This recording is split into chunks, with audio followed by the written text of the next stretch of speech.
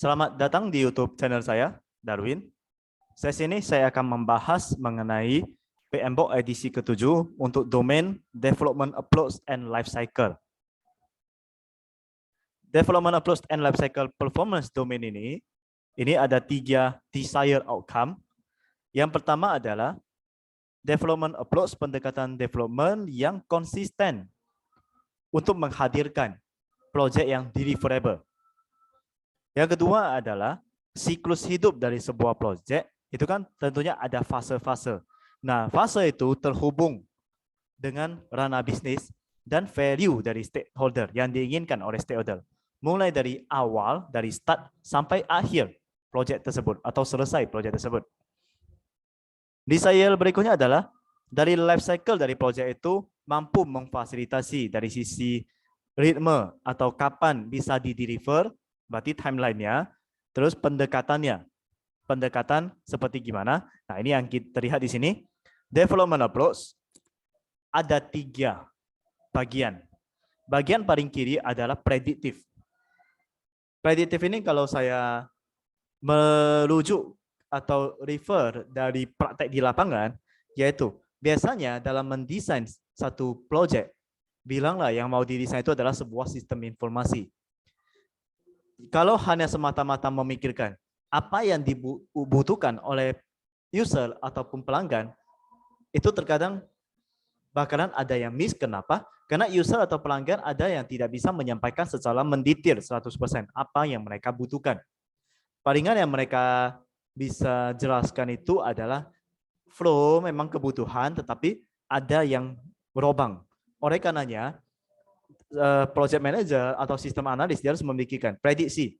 Kira-kira butuh nggak fitur seperti ini? Kira-kira dibutuhkan tidak validasi? Sehingga ketika hal yang belum terjadi, ketika akan terjadi, itu sudah bisa di-cover, bisa di-support oleh sistem informasi yang bersangkutan. Itu berarti bagian dari prediktif. Jadi memikirkan beberapa langkah ke depan. One step, 2 step ahead. Ada yang namanya adaptif. Adaptif yaitu disesuaikan dengan kebutuhan. Jadi dari kebutuhan itu kalau balik lagi kepada prediktif ya, terkadang kan dalam mendesain sebuah sistem informasi kan memikirkan ini memang fitur ini belum dibutuhkan, tapi kayaknya bakalan, kayaknya ya. Nah, kalau di sini kata kayaknya itu nggak ada adaptif. Jadi harus diperhatikan benar-benar mengadopsi dari Scrum secara agile. Jadi memastikan apa yang benar-benar dibutuhkan. Itulah yang dibuat di dalam project tersebut. Jadi secara adaptif. Nah, dan untuk adaptif ini ada iteratif ataupun incremental. Bedanya apa? Kalau di iteratif berarti kalau ada step ya project life cycle ya. Project life cycle sebenarnya kurang lebih dengan sistem life cycle ya kurang lebih sama ya dari step 1, step 2, step 3. Oke. Nah, tapi di sini kalau secara iteratif berarti step 1 sampai 3 udah selesai. Nanti memang ulang, tetapi mulai lagi dari step 1, 2, 3 baru ulang lagi step 1, 2, 3. Berbeda kalau dengan incremental. Incremental dalam satu waktu, berarti secara paralel langsung jalan. Ini step 1, step 2, step 3, step 1, step 2, step 3. Inilah incremental. Jadi di dalam adaptif ini, mana yang digunakan?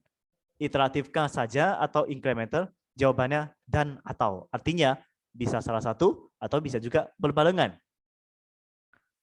Nah, tapi tidak juga hanya memilih prediktif atau adaptif. Ada kalanya kita harus lakukan hybrid. Jadi jangan juga terlalu kaku di dalam menggunakan pendekatan development. Lantas dari desired outcome yang dibutuhkan, bagaimana cara mengukurnya? Bagaimana cara memeriksa apakah outcome itu sudah sesuai? Jadi untuk development approach yang konsisten, cara mengukurnya ya memastikan prediktif, hybrid atau adaptif ini benar-benar merefleksikan variabel dari project tersebut, variabel dari produk. Jadi project itu kita harus melihatnya sebagai produk. Walaupun kalau dalam masyarakat awam kan biasanya produk itu sesuatu yang berwujud dan bisa dipegang. Sistem informasi, program, software itu memang nggak bisa dipegang, tapi kita harus melihatnya sebagai produk sehingga value-nya lebih terasa. Nah, jadi balik lagi untuk menghasilkan satu produk tersebut, apakah variabel-variabelnya udah kita maksimalkan atau belum? Variabel ya bisa saja resources, kemudian masalah prioritasnya, atau bisa jadi mana yang sekiranya yang awalnya dibilang oleh user atau customer ini penting, padahal sembari berjalannya waktu dalam pengembangan, kita sadari masyarakat udah nggak pakai lagi atau nggak mainstream lagi.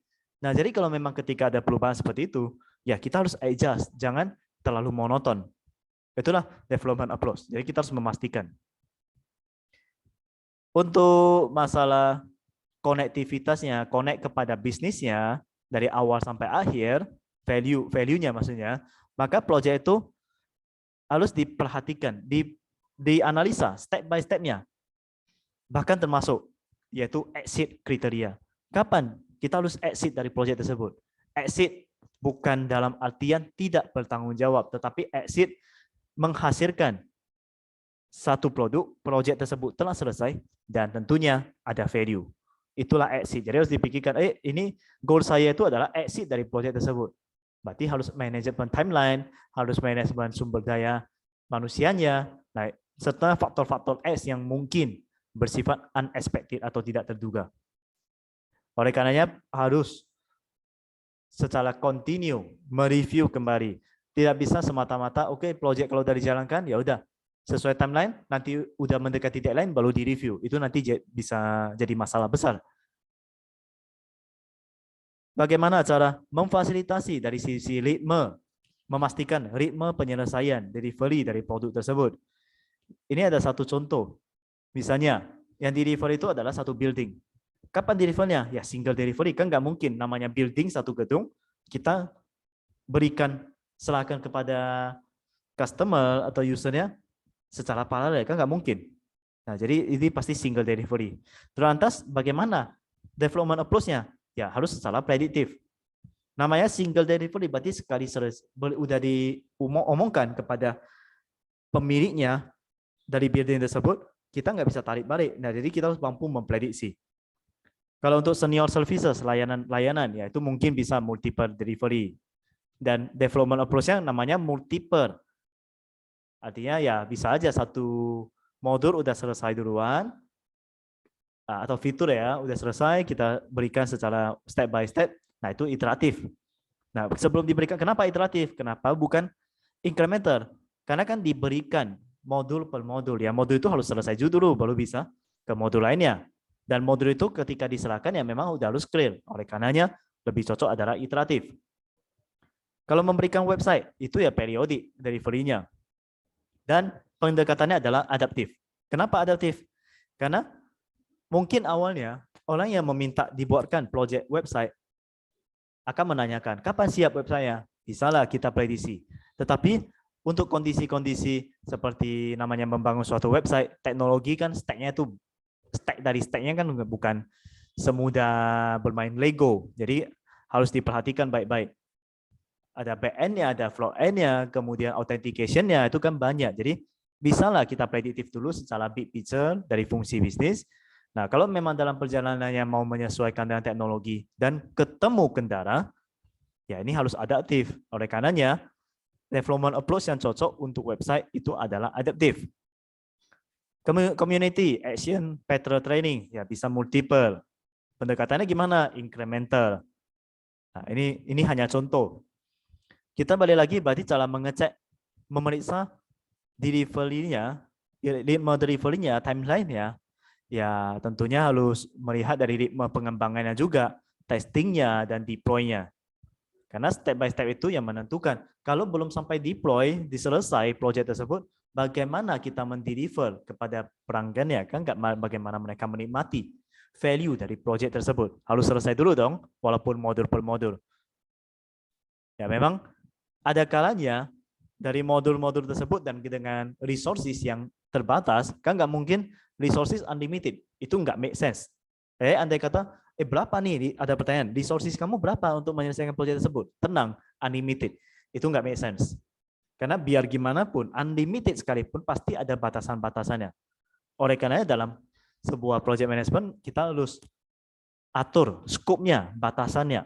Bahkan dalam penelitian aja ada batasan masalah, ada ruang lingkup. Penelitian aja seperti demikian. Apalagi di dalam proyek. Hidup saja kita dibatasi. Ada pembatasan, sadar tidak sadar. Dalam sehari kan 24 jam.